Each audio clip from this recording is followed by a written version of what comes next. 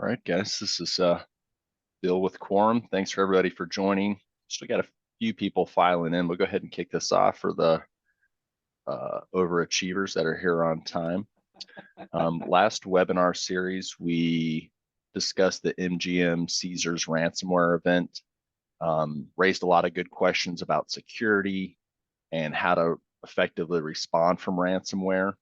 A lot of that was addressing that event itself and kind of how the two different organizations handled it. This is a continuation of that webinar series. We thought it would be good to now give an example of what a successful ransomware recovery could look like. To walk us through that, I've invited our VP of Product, Gabriel Gamble, who's always, you've been in a webinar, you've probably seen his lovely face before. And also I've invited Pete Greco, who's a partner of ours with Productive, has a lot of years experience with security, backup, disaster recovery, and beyond to help us lead us through this presentation. Wanted to kind of show a scary screen now. Don't be alarmed. This is something it's just an image I'm showing up for the presentation. So have not been infected, but we wanted to kind of put everyone in our shoes, right? Where it's a doomsday scenario where someone on our system or maybe ourselves have seen a warning like this with very detailed instructions on how to make payment, very specific amount, and then a lovely little countdown here on the left. Here's another example. These can come in many shapes and forms, but again, always there's never any confusion about how to pay these criminals when they have infected you. They provide a lot of details. And as we saw with MGM, if you don't engage with the terrorist and start to negotiate with them, then they might jump on the dark web and start to slander your name and kind of call you out for not negotiating with them when you're the IT professional trying to protect your business. So when we get a message like this, there's some things that we want to do before we get to the ransomware recovery portion. And I've asked Pete to kind of walk us through what some of those preliminary steps are as a part of the incident response before we get to the actual ransomware recovery. So Pete, if you wouldn't mind, I'm sharing the slide that you helped us create here. If you kind of want to walk us through the important parts of that need to occur before the ransomware recovery actually initiates. Sure. Yeah. So thank you, Bill, and thanks for inviting me. So probably the top thing to throw out here is incident responses obviously are kind of tailored to each individual situation that clients face. So this is kind of a general outline. But as far as what would actually happen, kind of depends a little bit on what threat you're facing and what's going on with your organization. But some things that are in common is starting with notifying all the critical parties. And who those folks are going to have a lot of dependency on what your business is, and if you're publicly traded, and if you have compliance issues, and all kinds of different stuff there. And so that can include members of the C-suite, or could be the board of directors. Public relations is somebody that's going to be involved, especially if you have something that can infect or I shouldn't say infect, but impact your customers, right? Key business partners. If you have a lot of vendors who are tied into your organization, or if you tie into other people's organization via supply chain, that's all the folks that might need to be notified. If you've got a crisis communication plan, typically PR or human resources are going to implement that. And you need to be prepared to reach out to those folks, know who they are, have their numbers handy, be ready to go down that path. Next, who are we going to engage to help us with this incident?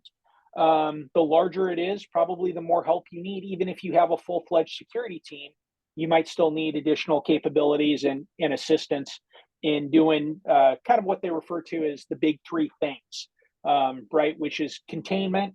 First, we got to stop it from spreading, identify what it is, eradication, get rid of it. Then we bring in the recovery, and recovery really needs to be the last step, because we don't want to recover a system and then have it immediately impacted by the malware or by a new attack if the attacker still has persistence. Even though we've contained the first thing, if persistence is there, a second thing can come along now that they know what your defenses are and really be even more painful. Notify law enforcement. The FBI wants to be notified every single time there's some kind of large scale or small scale incident, partially so that they can track it, keep statistics, but also so that they can continue to build cases on cyber attack groups that they're tracking. So they need to get that information so that they have more and more info to go after these guys and take them down. And there was recently just a huge takedown in the Ukraine that was a pretty global achievement. I think 5 countries involved. So they are doing good work there. It's hard to find those guys though, and it's hard to bring them to justice.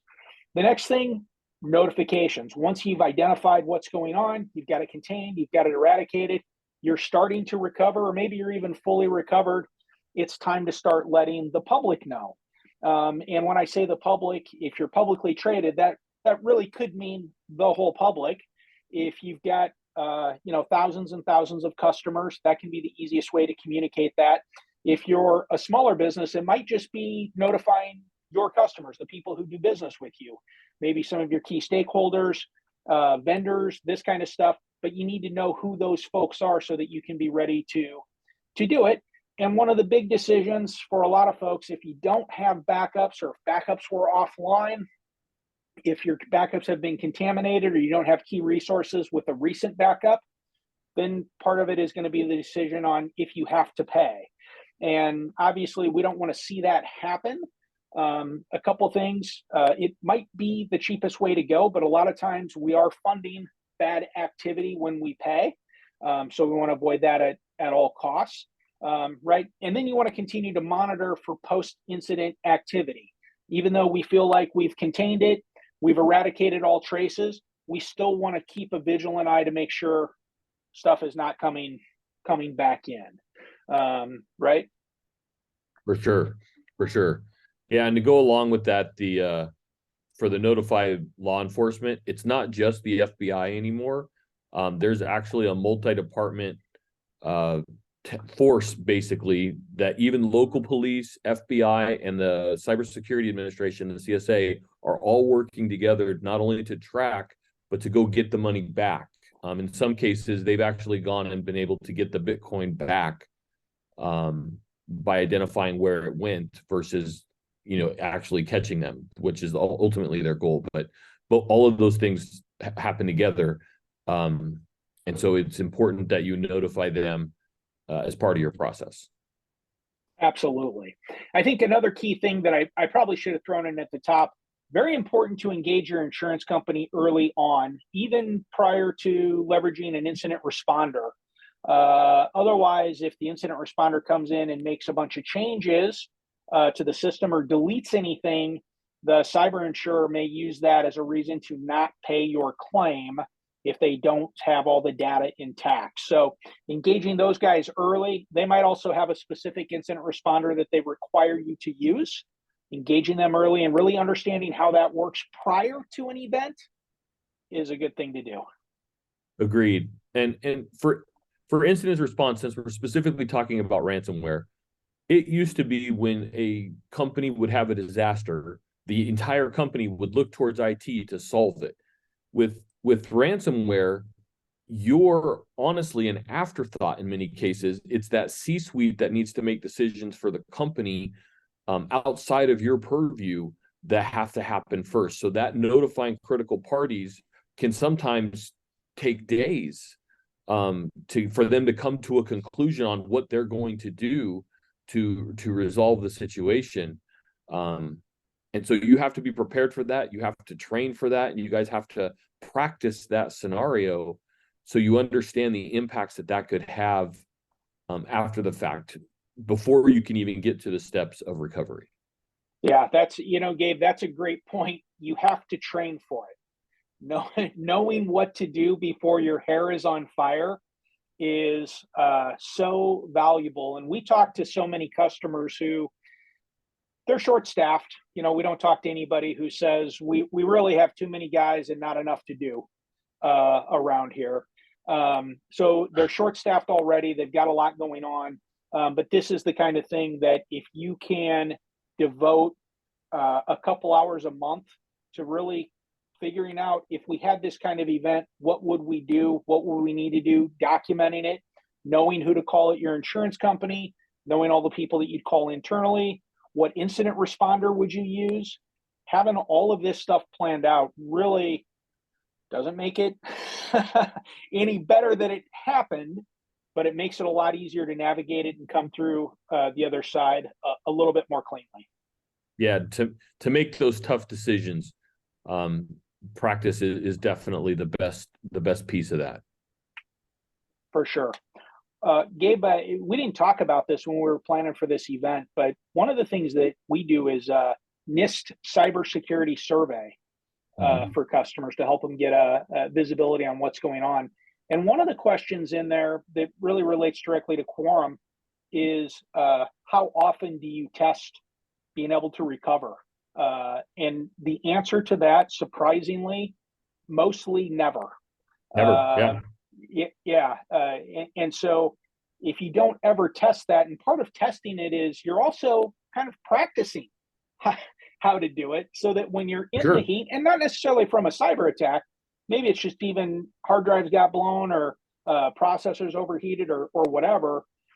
It's another situation where your hair's on fire, you haven't done it yet, or you've never had to do it or haven't done it in a long time, and you don't necessarily know what to do. And now you're trying to figure out, how do I do a recovery, or where am I going to recover to, versus just getting started on doing it. And that's one of the things that we love about Quorum is they make it easy to do it. Take advantage of it.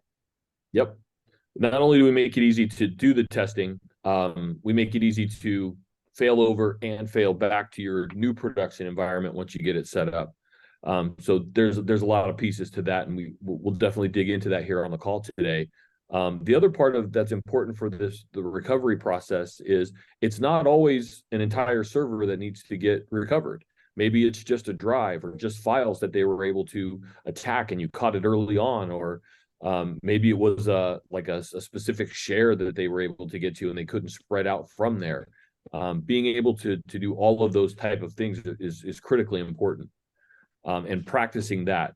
And Quorum's test solution that's built into the process allows you to do a full DR test without affecting production, as well as automated self-tests for each server that you're protecting. So there's a lot of pieces in there that make this process give you that peace of mind that if you have a disaster, you're going to be able to react and recover. Yeah, so that really should become a part of that training. We're going to figure out who we need to call, who do we need to engage, what order do these things need to happen, and how will we recover ultimately if that ends up being part of the answer to this outbreak. Absolutely. So do you want me to flip over?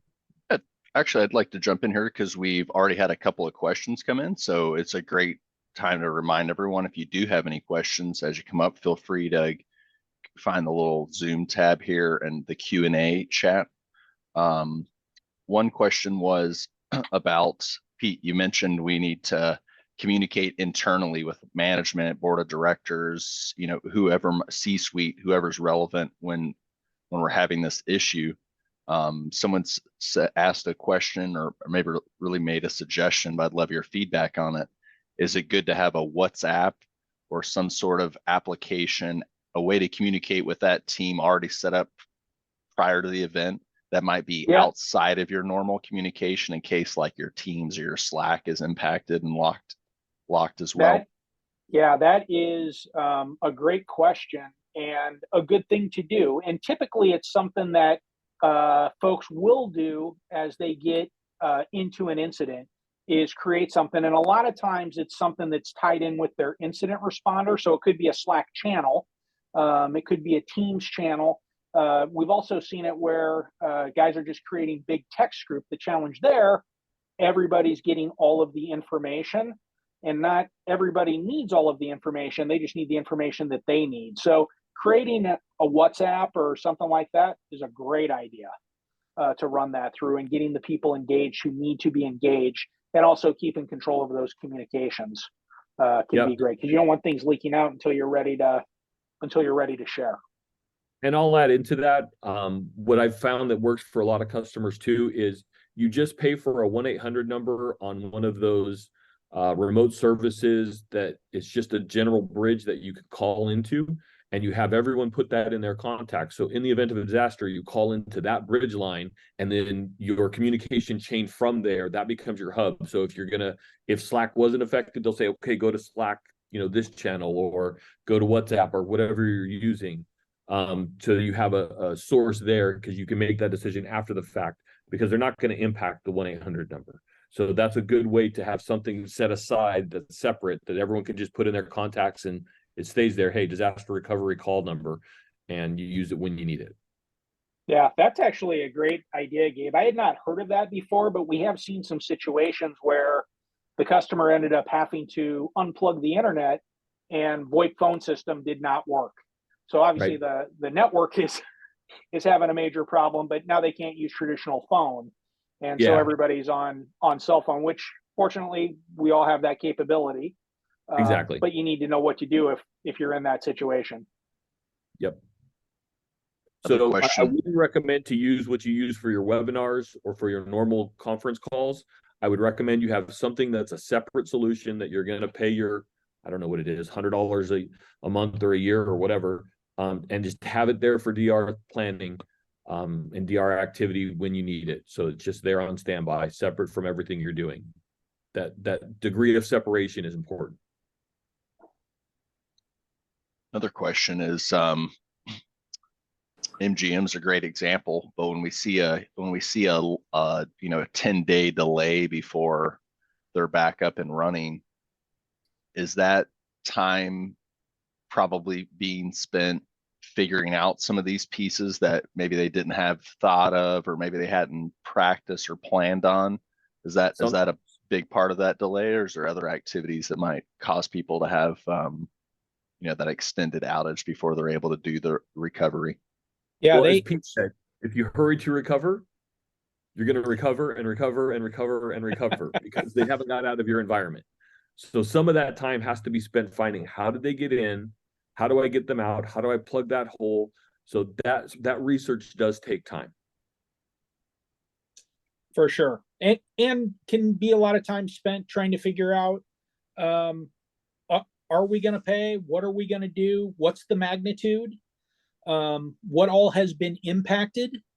It can be difficult, and even for small organizations where everybody knows everybody by face and first name, it can still be difficult to figure out where all are we impacted. What do we do next? What's the next step? And that can be a day just before they're really having real conversations on what's the next step or 5 steps to take on that. And so the better you have planned for this, the quicker you're hitting the ground running. But you're still waiting for callbacks. You call your insurance company, they might need to get back to you. You leave a voicemail at your security partner, and they might just be on the phone or haven't gotten in for the day yet. And it might be 10 or 20 or 30 minutes before they can get back to you. And then they're going to ask you a bunch of questions that you have to go find out the answer to. Right. And then you're coming back to them. So part of it can just be spending the time getting things started and getting the ball rolling. Got it.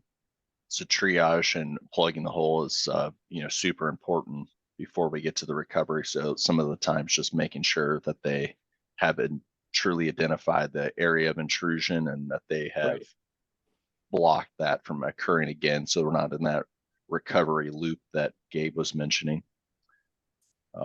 One final question we give it over to Gabe to lead us through the actual recovery process.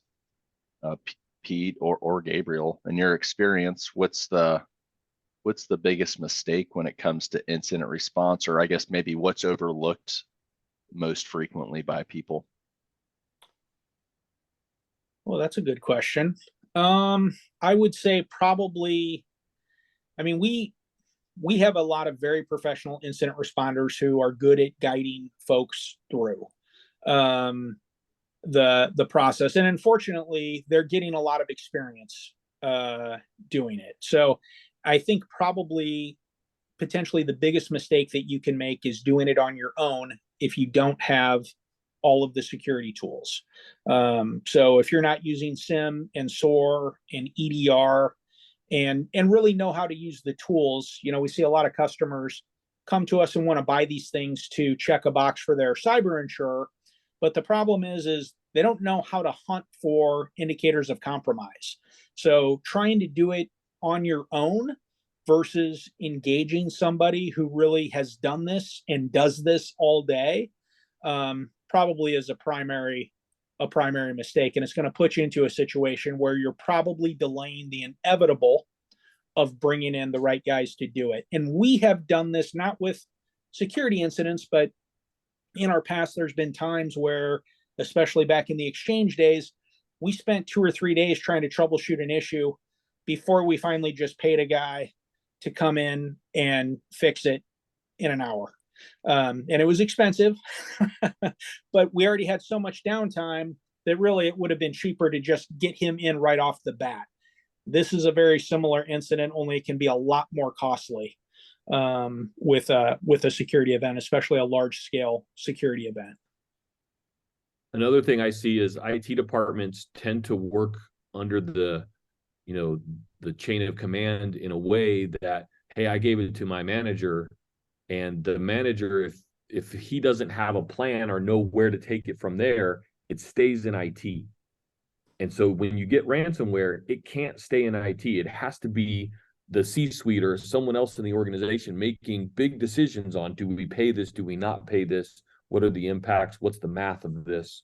What is the social aspects of this? Those are what I see people don't plan for. I see people usually have a response plan on how do I recover, and even how do I troubleshoot the security sometimes, but they don't have a plan of, I had a customer a couple months ago, and they had their security advisor saying, okay, we've got the guy out of the environment, you can go ahead and recover, but nobody talked to the CEO about it. And he was like, wait, I already paid him. I already paid the ransom. There's no reason to recover. Like, here's the code. And because that chain of command they weren't all on the same page, that ransom didn't need to be paid, number one. But number two, if they were going to pay the ransom, you didn't need to spend as much time as you did trying to figure stuff out and how to recover. So it's a trade-off. And I think communication is the biggest breakdown that I see within an organization, especially larger ones. The isolations in the pods become so locked down that they don't know how to get out of that to get a holistic view of what's going on. Right. Yeah, I think that's a great way to put it, is communication so critical. Yeah. Knowing how to do it, who to do it with, getting all the right people involved, so critical. Thank you both. All right, well, we'll jump down to the bottom tab here where we're actually ready. We've done the incident response. Now we're actually ready to recover. So I'll stop sharing my screen. Gabe, if you want to take controls. Maybe.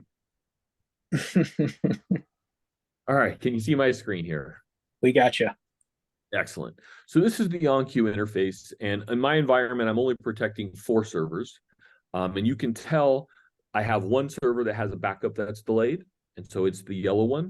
So no matter how many servers I'm protecting, what is having an issue rolls to the top. So it's an easy visual way to see what's going on in your environment. If you have a disaster, if you have a ransomware attack, and you've figured out how to get them out of the environment, and you've done all these precursor things that we've been talking about, and it's time to recover, that recovery process needs to be simple. And so what Quorum has done is made it an ideal process to make it as easy as possible.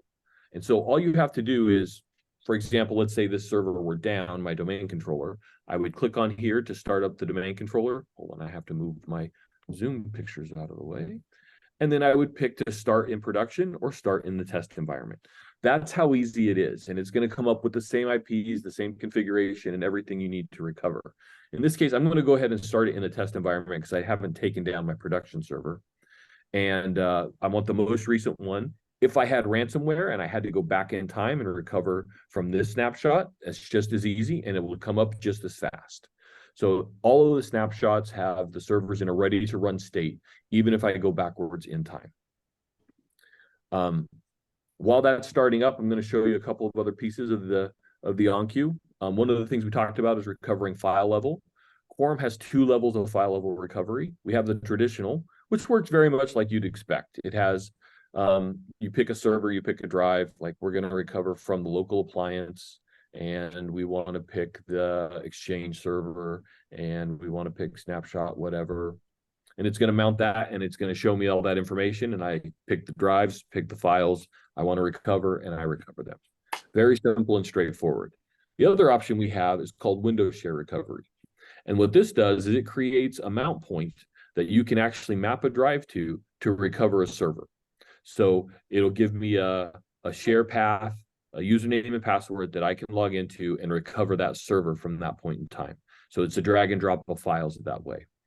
So there's 2 ways to recover with Quorum: the traditional file level recovery and Windows Share Recovery, and they fit different needs. If you were recovering a large drive, obviously file level is going to maintain all the security and whatever. If you're using Windows Share, it's going to inherit security. So if you're moving something to a different location, you're putting something into a secure folder, you want it to inherit the security rights of the new place it's going to. Windows Share works great for that stuff. So all of those pieces work together to give you full coverage of your servers, so you can recover both a full server and individually. I didn't even talk about, if you're using VMware to back up your servers, you can actually recover VMware directly. You can recover VMware snapshots directly back to VMware, and then mount the server from there and boot them up right back into your production environment, then use vMotion to move the data. So all of those options exist. Analytically, we can look at all of our reports and our logs. I've got to find a better page for this. There we go. I'm going to come over here to the, going to come over to the HA server. And we can see all the backups and the stuff going on with that server, so I can take action, look for changes, look for things in the environment, what's taking up my space. All of that kind of activity is all right there at my fingertips.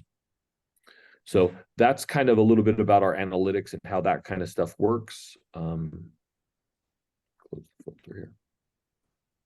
So you can see I'm just looking at the past 4 days. All my backups were good. Here's what's taking up space is my Exchange server, or free space, but you can see my Exchange server is the bigger part of this. So all of these things work together in conjunction to give you a good view of all the data going on in your environment. If I come back over here, it's not quite booted yet. Once it boots up in the test environment, this icon will turn blue, and I can actually come here and I can connect to that server remotely. Even in the test environment, I can do a full DR test. So I could actually bring all 4 of these servers up in the test environment. They can see each other, but I don't affect production. So I can remote in, do any tests I want to do, user acceptance testing, and make sure everything's up and running. So once you get to the point of recovery, that's really the way to do it. Any questions on that? Bill, did any questions come in as I kind of went through this? I rushed through it really, but I want to make sure that if anyone has a question, we give them an opportunity. No questions on the recovery process so far, but we did have one question of somebody asking, so in general, does the person affected with ransomware have to pay the ransom or not? No, in fact, if I could encourage you not to pay it, I would. You know, it's interesting, and we talked about this a little bit in the Caesars and MGM thing. MGM did not pay the ransom, but Caesars did. And all the focus was on MGM taking 10 days to come back up. And they, the news made a big deal about it. But in my opinion, MGM did the right thing. They fixed the problems, they got their data back, and they didn't pay the ransom. Whereas Caesars paid. And everyone was like, oh, Caesars paid, we're okay. but they're most likely to get hit again. Like if I'm a ransomware attacker, I'm like, well, Caesars is going to pay. Let's try them again. They pay. Yeah. So whereas if I'm not going to waste time on MGM because I know they're not going to pay. They're going to take the hit. They're going to lay down the law and say, nope, that's not the way we're going to do it. So the only way we're going to get ahead of this ransomware epidemic, for lack of a better word, is not to pay, and make sure you get the right authorities involved, and people like Pete to fix these things, because that's the only proper way to do it. Yeah, that's exactly right. And when you look at the total cost that both casinos reported, very similar. So even though one paid and one did not pay, still plenty of responding to do. Even though they got their data back, they still had to do incident response. They still had to get rid of the attacker, because otherwise, after you pay, you're going to have an immediate attack. So you're still doing all of that stuff. You still had all the same headaches, and you're out, I think it was 15 million that those guys. I think that was it. Yeah. That those guys paid 12 to 15 million. You're still out that dough, and now you got a big target. Yep, for sure. Another question came in here. Yeah, no problem at all. Another question came in, and what's the typical MTR for any incident comprising of 2 servers with minimal internet? Does the solution provide a local copy for the backups on-prem for faster recovery? Yeah, so we usually put an appliance on site for local recovery for high availability. So if you lost a single server or multiple servers, and then we would replicate that either to another appliance at a second location or to our cloud. We have data centers both East and West Coast, and then in the UK.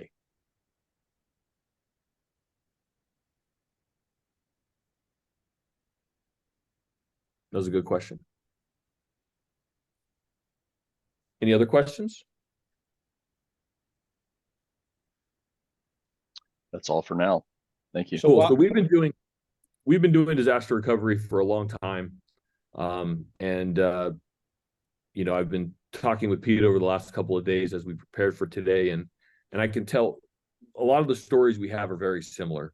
We've had stories where, you know, customers pay the ransom, where they don't pay the ransom, where they have a strategy, where they didn't have a strategy. And what it all comes down to is practice your strategy and follow your strategy. And I can't stress that enough. The moment the panic hits, we see people do crazy situations where they're like, no, we're going to pay. And they're like, wait, you've spent 2 years planning this to say you're not going to pay, and then you're going to pay. So follow your plans. Unless you lose all of your backups, of which, just so you guys know, Quorum has never lost a customer to ransomware.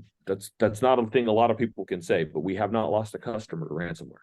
You know, Gabe, we see a big people plan it in their heads, but they don't document it.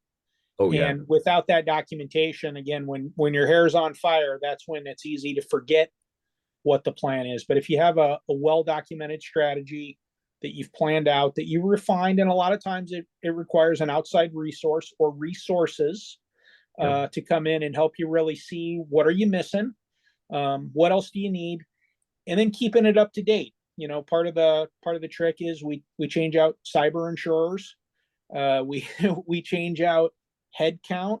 So you've got the HR person's phone number. Well, she might not be the HR person forever.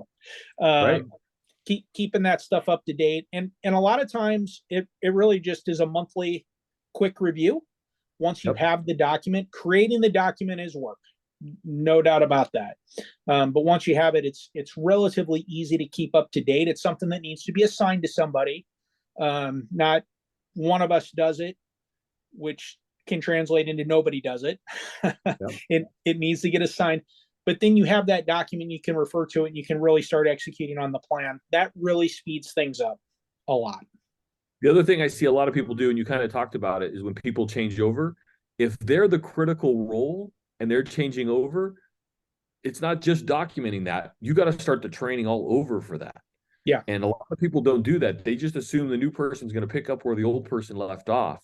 And if they're not privy to what the plan is, because they might not be in the weekly meeting. They might be, a couple steps down the chain. That ownership needs to pass through, and that communication, again, needs to be a critical piece of that. Yeah, consistent training is absolutely required. We see the same thing with cyber training, where companies will do it at the first of the year or at the first of the quarter, and then you hire a whole bunch of people who didn't go through that training, and now they're your vulnerable spot. When you're doing the right stuff, you're just not doing it frequently enough. Yeah, absolutely. Always be testing.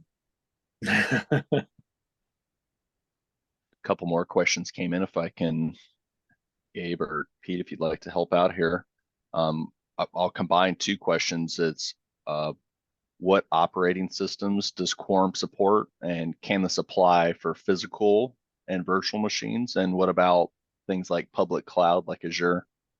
Okay, so you spread out very broad here.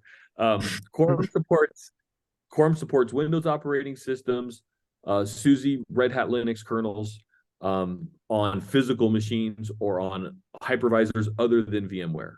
On VMware, we support all of that plus any operating system VMware supports. So in VMware, we're at an agentless backup, so we can grab whatever it has. We replicate that offsite, so you can replicate to another appliance or to the cloud to cover that piece. And then about servers that you have running in AWS or Azure, we could back those up because we can install an agent on the OS and pull the data out of that, whether it be directly to our cloud or back to your office, to your local appliance. I think I covered all the parts of that question. Did I miss anything? That sounded good to me. Thank you. Yeah, no problem. So there's lots of capabilities, and if there's an operating system that you have that we haven't talked about here and you want us to look into, can we protect it, bring it to our attention. We're happy to, we're always adding operating systems and other pieces, softwares to make sure that they're compatible. And if I'm not mistaken, Gabe, looks like the recovery is complete now, or happened a couple minutes ago and the screen was visible. Sorry, is that what we're looking at now? We got to the login screen, so we are up and running. I can send a Control-Alt-Delete and log into that machine. It's up in the test network, and everything's working fine. So I can do all the things I need to do for a test, shut it down, turn it off. Or if I was in a disaster, I can recover and keep working. My users are up and running. So I have failed over to the OnQ appliance. At some point, you're going to want to fail back to your environment. Now, if it's with VMware and you're using vMotion and that kind of stuff, then it's very seamless.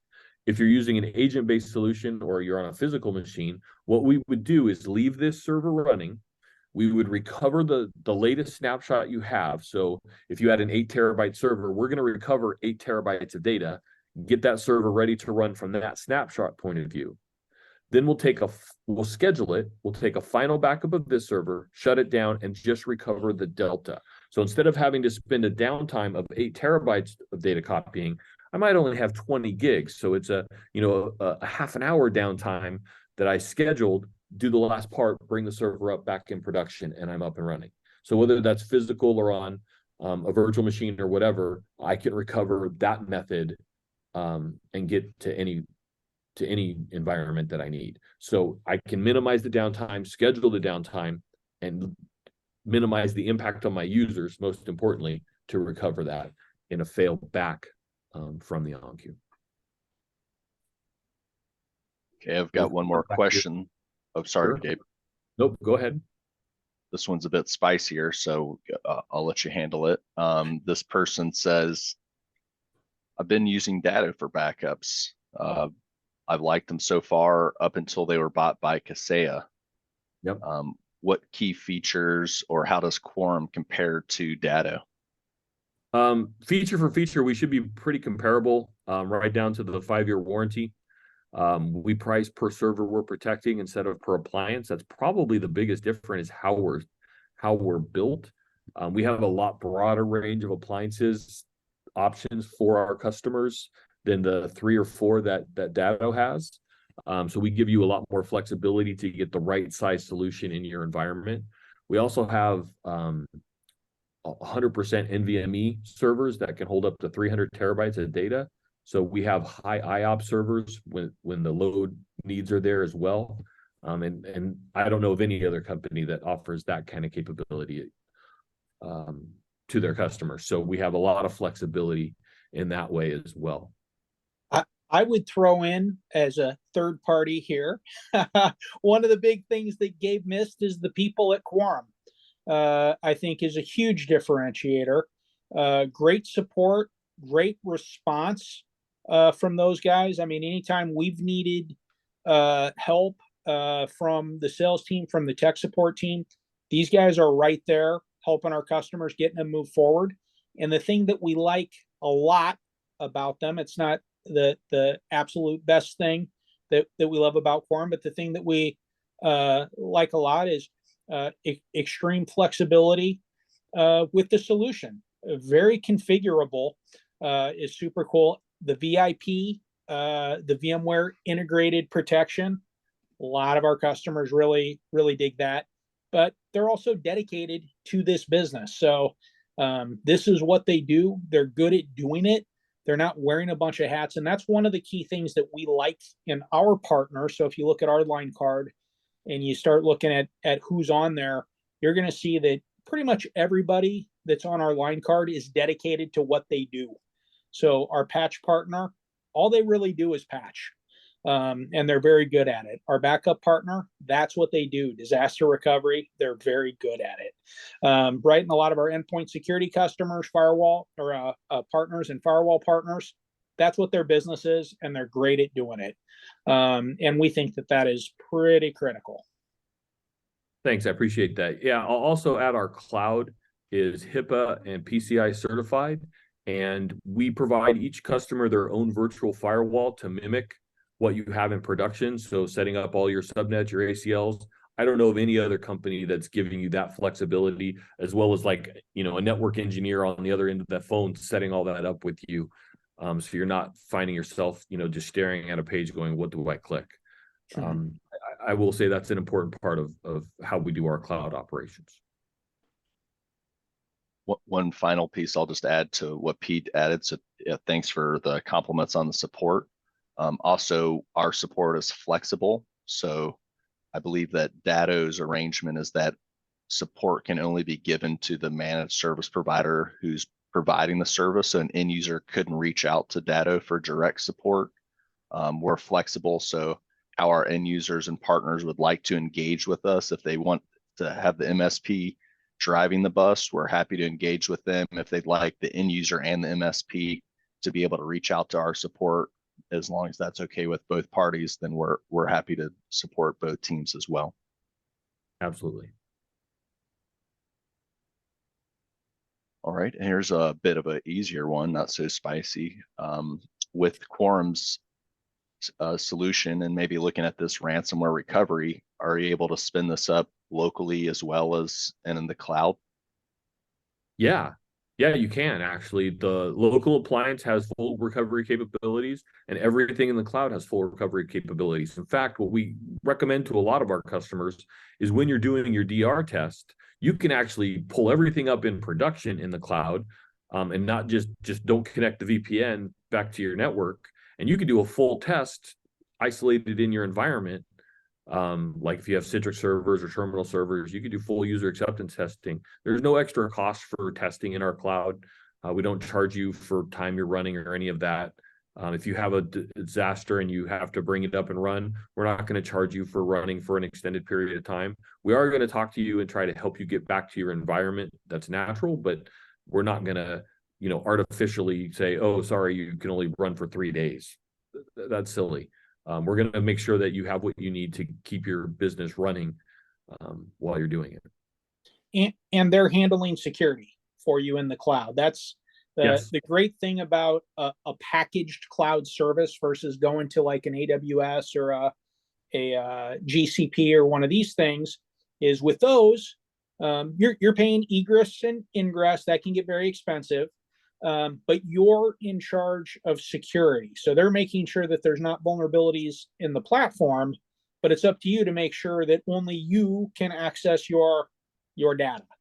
And with a service like Quorum, they're handling the security part for you. So it's one less thing off your plate, and they have folks who know exactly how to configure it because they're doing it on scale. It's a lot more economical to have them handle that load than for you to take it on your own. And that makes your data not only available, but secure and encrypted in their cloud. And it's a huge point. We talk to a lot of folks who start looking at, hey, it's a little bit cheaper if we just put this data here. Yes, but you can't recover it there. And if you do, it's not going to be cheaper. And you're bringing in the security. And when you start bringing me in to secure your cloud at $350 an hour, it starts adding up pretty quickly. And it takes us a lot longer than an hour to get you to where you need to be. They've already done that for you. Correct. Yeah. All of the encryption, encryption at rest, encryption in transit, all of the thing. I mean, to get PCI certification it's a tough certification to get. That means we're allowed to hold credit card information, and HIPAA certification. We're allowed to hold health information for hospitals. We've done a lot of testing in our environment, and we do a lot of security scans, and a lot of information comes to us. So we're always on the lookout for that kind of stuff. And our security department is always looking at who's starting up machines, what's going on in the environments. Everything is big charts, needles go off, and fun to stand in the background and watch these guys work sometimes, but it's very impressive what they do.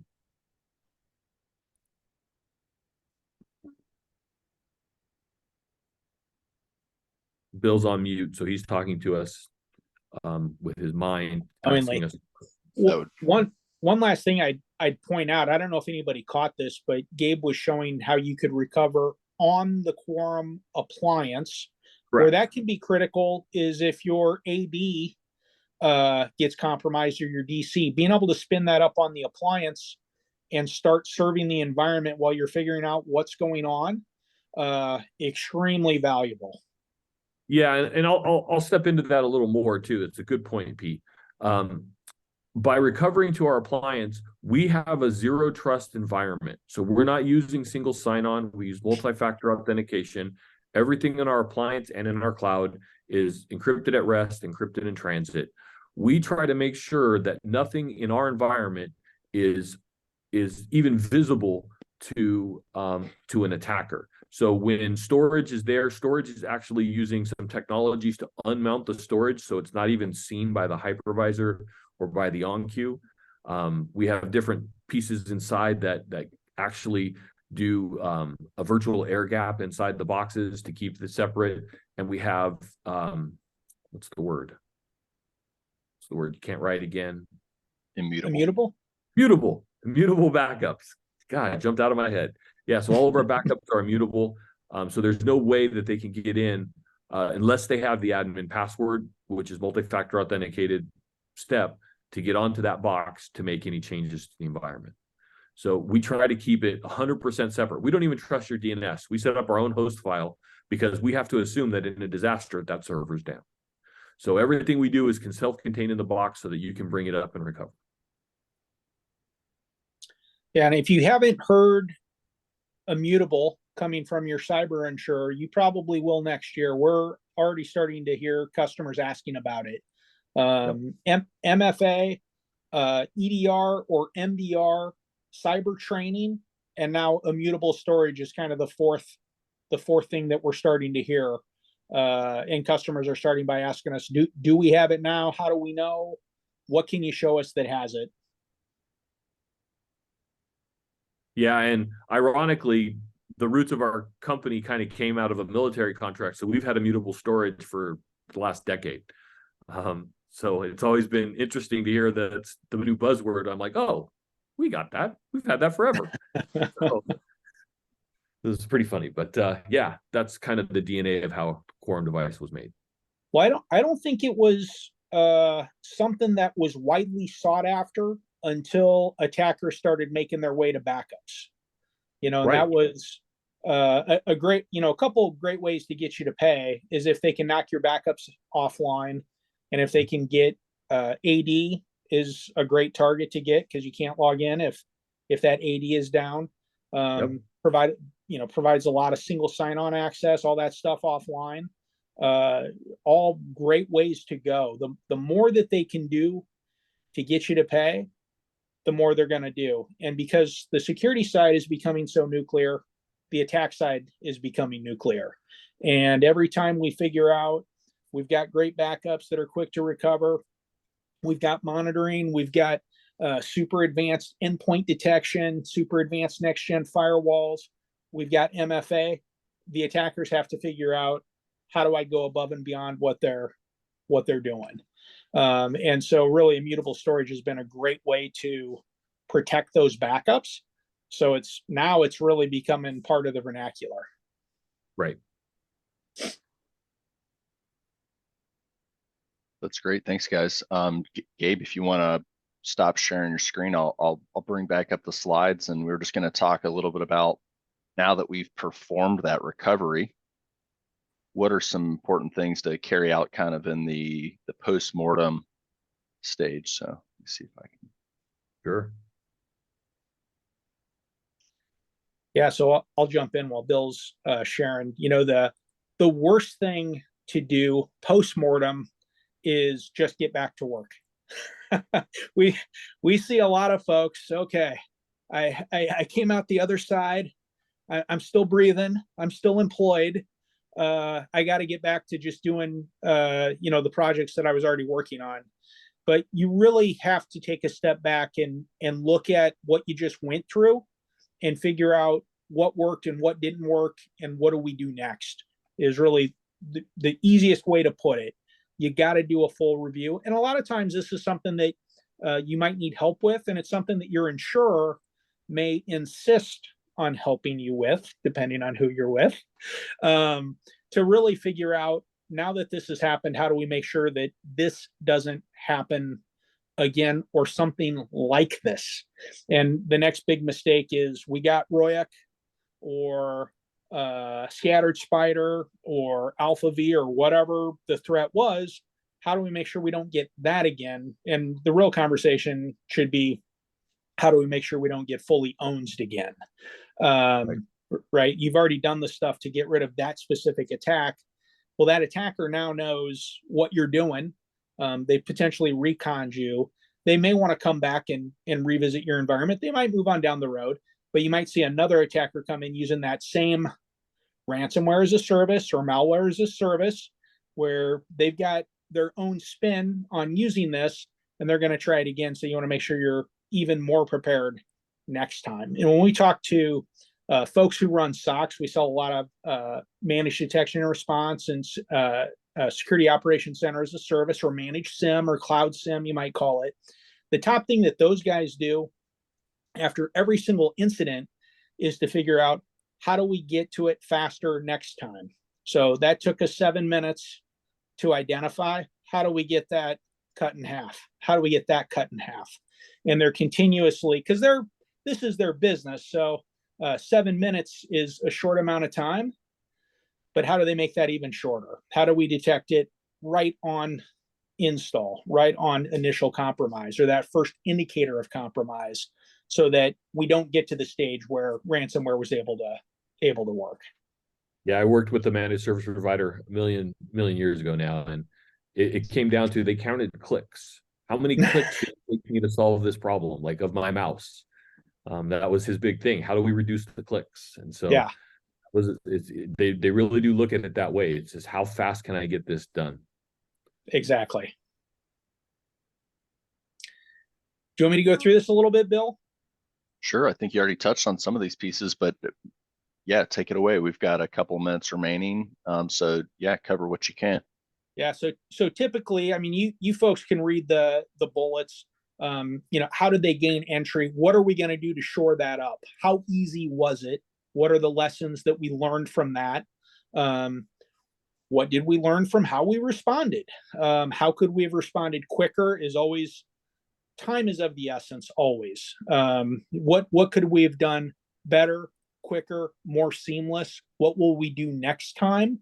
And don't plan that, now that we're doing all of these additional security capabilities, that there's not going to be a next time. You want to plan for a next time so that you're ready for it. How could we have made this less painful? Being ready with our backups is a great one. Knowing what to do there is a great one. And Quorum really makes that easy for you. How can we identify stuff before it gets to malware? That is one of the biggest education points that we spend a lot of time on is if you see the malware got cleaned, right? The problem is you got to the stage where malware got launched. So we want to figure out that something's happening before the malware gets delivered. So how can we find that sooner to prevent some kind of an outbreak or catch it right at the start of the initial infection so that there isn't an outbreak, right? And then what additional protections do we need? A lot of times, unfortunately, folks are trying to get these additional capabilities, vulnerability scanning, vulnerability management, assessments, maybe adding an automated patch, managed detection and response, and they can't get the budget until they've had an incident. And now it's a matter of figuring out, okay, now we've got some budget to do stuff and make enhancements. What are we going to do and what makes sense with our environment? And that's not something you can pull the trigger on overnight. You really got to think about what makes sense for us. And then skills. And Gabe was kind of mentioning this earlier as far as continuous training. But that's what it is. And different folks need different kinds of training. So IT folks might need some additional security training. HR and PR might need some communications training or some education on what are companies doing when they face this to communicate and be smarter. And the C-suite and the board might need some education on how do we protect this overall environment. We can't just say no to expenses all the time. We've really got to figure out how to justify and approve expenses that really make sense for pushing our technology ecosystem further ahead and keeping us safe. And a lot of it comes down to making sure that your employees continue to get smarter and smarter. And when we talk about cyber training, we really try and get the IT people to relay onto their employees that part of this is not just something that we're insisting you do for your job. It is, but this is something that's also going to help you out at home. If we show you how to spot bad emails and diffuse social engineering attempts at work, you're going to take that home and we're getting that call at night saying we need to remote your system because we're detecting some kind of issue. You know, that's not right. And you avoid getting your personal identity stolen, just like you're getting smarter at protecting your work environment. You're getting smarter at protecting your home environment.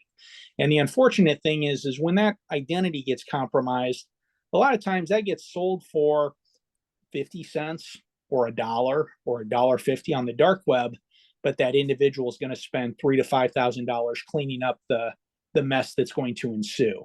So the more that your end users can buy into, they've got to be a part of the cybersecurity plan, the better it is going to be for the organization. Yeah.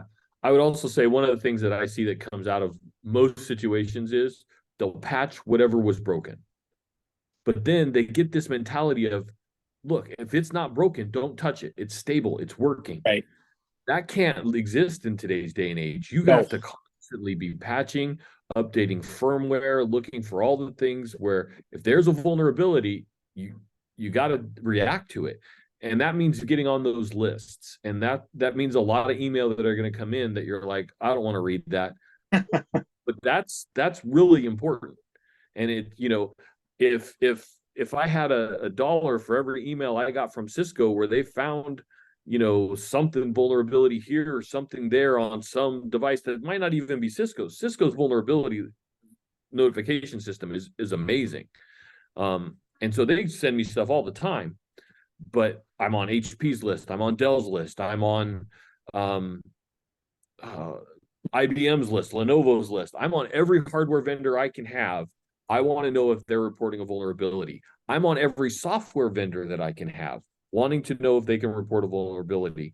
Because if it's going to affect my environment or my cloud and my customers, I want to be aware. And being able to not only get that information, but react quickly, as Pete was saying, is super critical. And that's where your security staff really comes in handy in those situations. Absolutely. Amazing, guys. Pete, Gabriel, thanks both for your time. This was amazing. I have some contact information up here now. If you're eager to learn more, you can reach out based on if you're located in the US or EMEA, and we'll be sending out a thank you as well. So you can get our contact information from that email if you're interested in learning more about our ransomware or disaster recovery services. Thanks everyone for attending. I hope to talk to you soon. Thanks so much. Thanks.